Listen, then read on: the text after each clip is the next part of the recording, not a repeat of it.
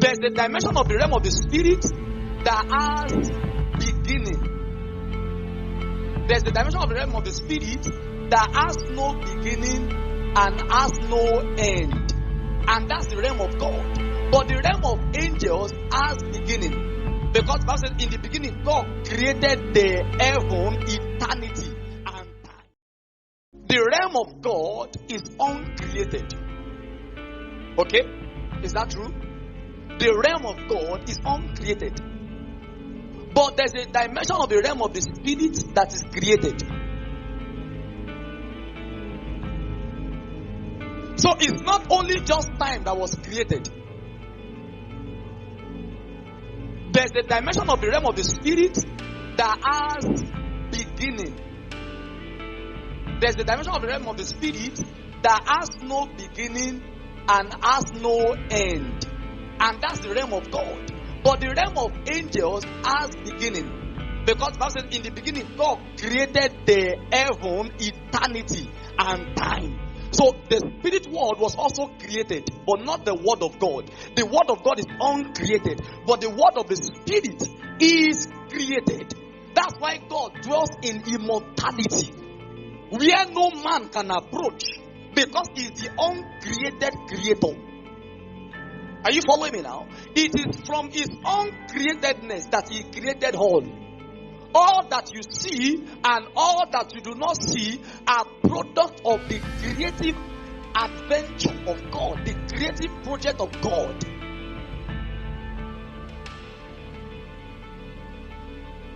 But you will discover that God never allotted any realm to darkness, because when he created all things, he never created darkness. It was darkness came as a product of the rebellion of man and the rebellion of the angelic world. Those angels that left their first estate. Are you following me now? Now, the moment that happened,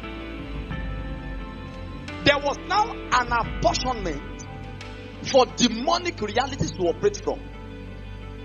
And they also inhabited the spiritual world. But all that they wield in that realm is demonic activities.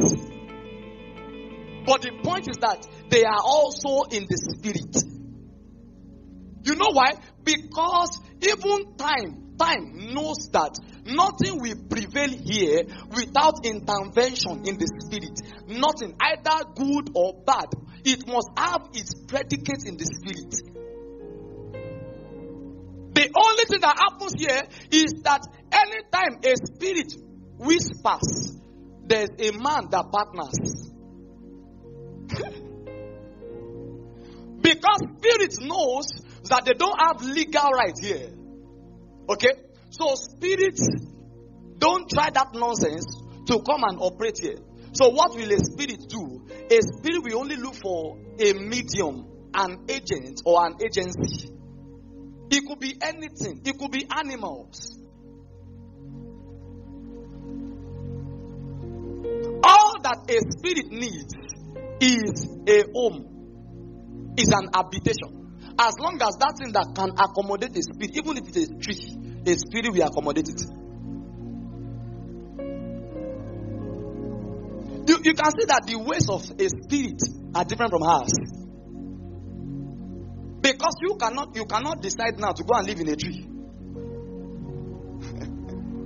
Except the devil has done overtime on you. A spirit only needs a medium. Are you for? Now you are saying that the ways of the spirit are different from the ways of a man.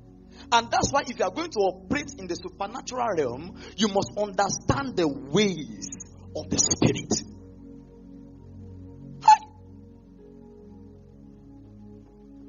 I tell you what will change your life forever. That you must understand the ways of the spirit.